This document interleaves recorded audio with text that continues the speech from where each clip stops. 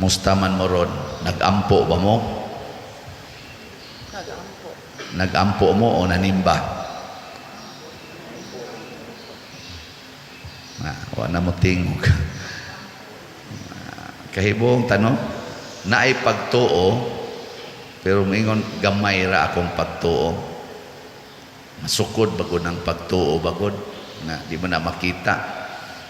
Pero niingon sa si Jesus, kung doon na mo ipagtuo nga sama kagamay sa liso sa mostasa, pwede ninyong suguon ang kahoy nga tuas bungtod na mubalhin sa dagat. Nya musunod kuno na matuman.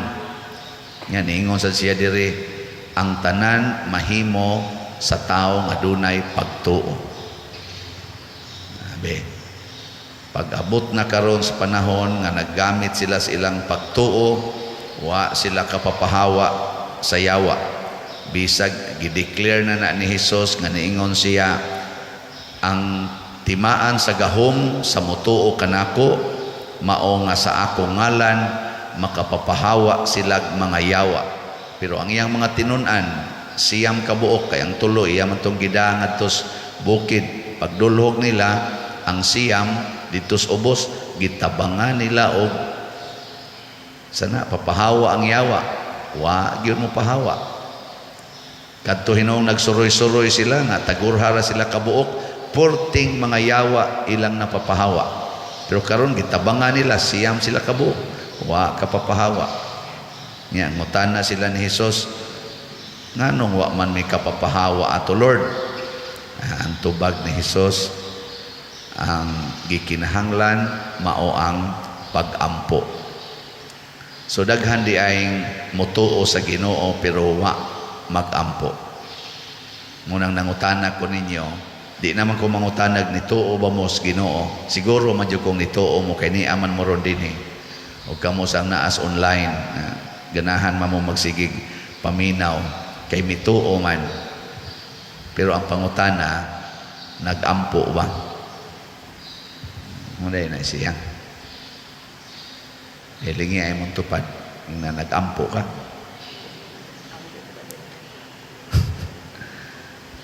Na nag-ampo ka o natuog ka?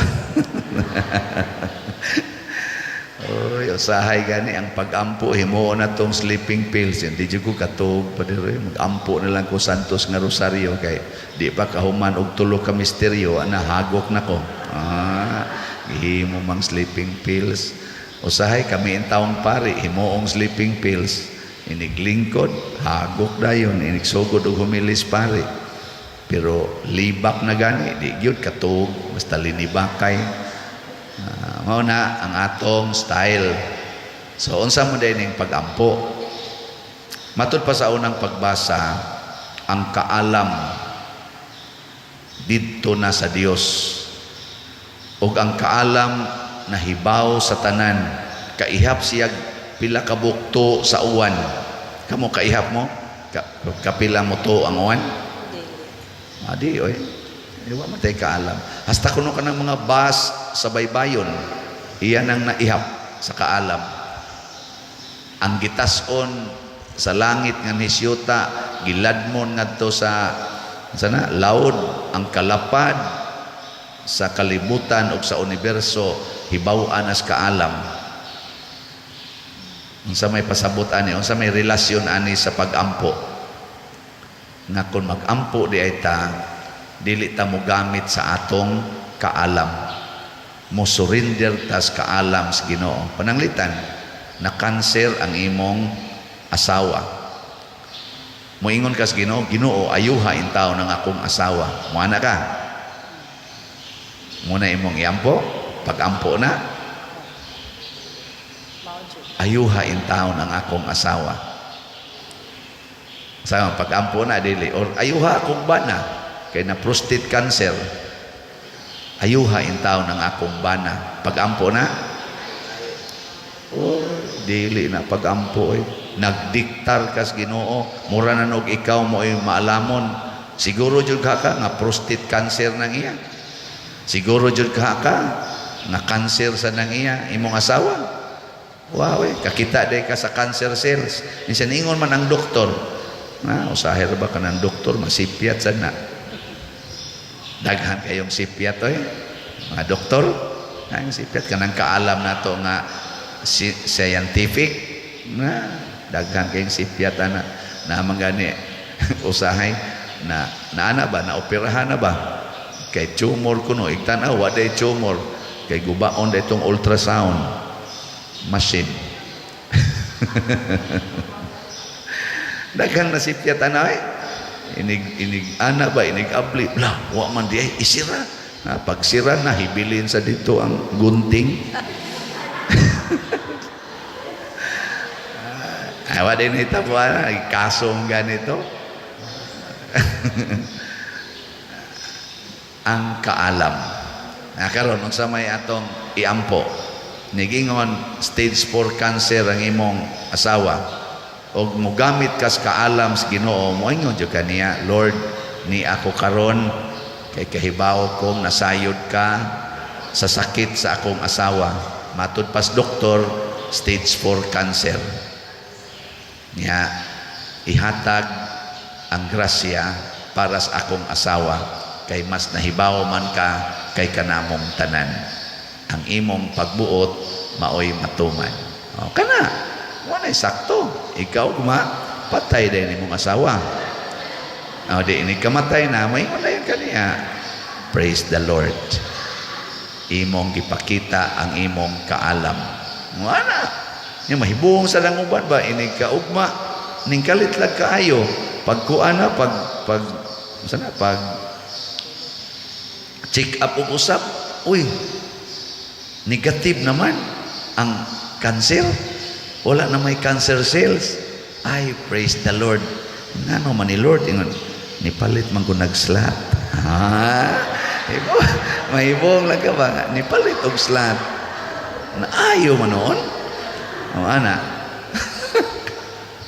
Pero doon na biya ni palit og slot na to diri duha lagi akong nailhan nga dagko kay pinalitan na ni palit og 1,000 ka slots na ay 500 ka slots na namatay na noon ni daghan na noong cancer imbis pag-ari diri pagpalit stage 2 pag humagpalit na stage 4 nya iyang giusbag palit kay para lang gyud maayo siya, lain na sang 500 ka slots tag 1,000 ra ba to, oy namatay Ginoo ana.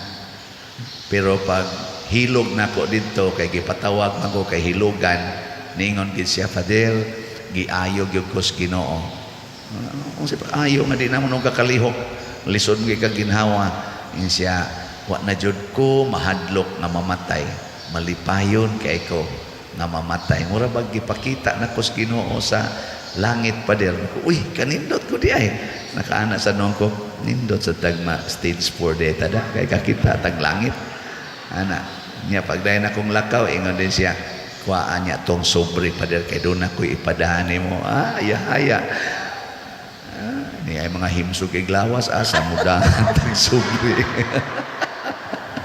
May pato katoy klarong healing, katoy klaro nga nawagtang ang yawa kay kanang yawa God mao man ang kahadlok. Pero mas amahan ba nagkurog-kurog nga akong taon anak patyo ni siyawa ayuha in taon mao nay yawa kanang kahadlok niya. Mga apostoles pod kunuhay nag-cast out sila, nahadlok pod kay daghang tao gatan-aw, pulos giyawaan. Basta naan ang kahadlok nimo giyawaan na ka. Ngano man nagpakamarunong man ka, matud pa sa Tagalog nagpakamaalamon ka ba, mura kunuhay ika mo'y nahibaw unsay sunod. Maunay kuwang nato kung muampo ta mosalig ta ang Ginoo nahibaw sa tanan, kaihap gud siya tu sa uwan, kahibaw gud siya kung say tuas kinaladman sa laod, unsay tuas kinalawman sa yuta, kaihap gud sila ang mga bas, kahibaw gud siya kung say moabot in the future tungod siyang kaalam. Ang eternity nahibaw-an niya. Eternity ha? Kisa nahibaw kuno sa eternidad. Ang kaalam. Adto ta mo surrender niya. Muna ako gisurrender ra gid nako kanus ang mahurot ang atong slot. Naingon ra gyud ko nga ikaw ginasayod kanus ani mahurot. Pero doon na lang ko'y hunahuna nga madali untag kahurot. Muna gahapon, atong giiha pang atong halin, ang total na natong halin, midako-dako na gyud, niabot nag 4,010 slots. Oh, di ba? Pakpak. Nahibaw ng Ginoo kanus ani mahurot. Ang ato lang isalig ni niya. Matod pa sa akong usa ka kaila, pader dagkua pud anang imong gisulisitoy. Wa ka mahadlok ana mga gastuha pader. Nako nga mahadlok man ko nga purti mang datua sa kalibutan. Nya kining naminaw nako mga dato man ni. Daghan man isla kwarta. Oh, kanilang nanimba dinhi, daghan ni kwarta. Di lang manghatag ang kadaghanan. Nya mo na dito nako gisalig sa Ginoo kay ang Ginoo ra may mohikap sa kasing-kasing og hunahuna. Nya kuyugan ni San Vicente Ferrer nga healer kayo, amo na atong gibutangan atong slot San Vicente Ferrer's Daily Abundant Graces.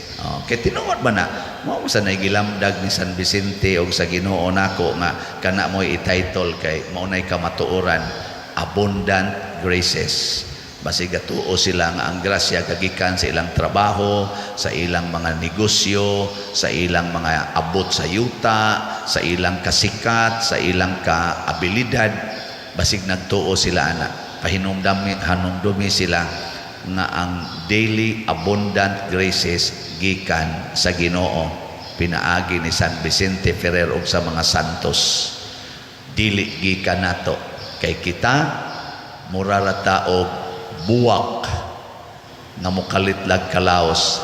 Kaning atong buwak dinis altar nindot manit kay tan-awan ni karong mga Miyerkules wan ani. Muna karong Miyerkules sa badlisa na sa tag-abo dinhi sa may isultis pare. Hinomdumi tao nga ikaw abog og sa abog ka pauli. Muna ayaw pagtuga-tuga diha nga mura kunuhay kag kamaong mo kontrol sa imong kinabuhi. Pag-ampo sa Ginoo, tuo sa ebanghelyo. Mao na siya. Dingi ay mong tupad.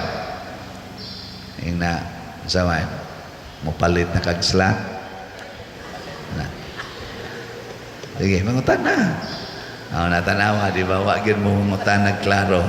Igo ra mong nag-isihay sa kanis father ba? Sige na, mabungol na lang tagsig paminaw ng iyang slot.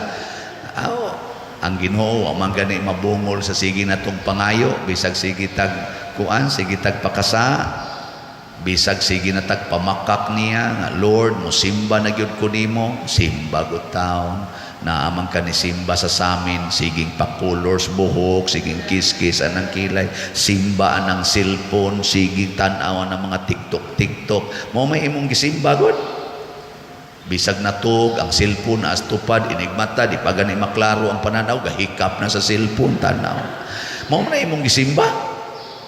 Pero sige kag pangayos Ginoo, tagaan lagi apuntas Ginoo nganuman tungod sa iyang kaalam na kita nahibaw-an as Ginoo na kunwa siya wa gid tay mahimo, na kunwa siya yawa ra gyud mo'y muulipo nato. Sud kayo mao na, congratulations ninyong namalit og slots, kaninyong matinabangon sa inyong isig katao, kaninyo nga misalig sa Ginoo na anamoy Dios nong kaalam.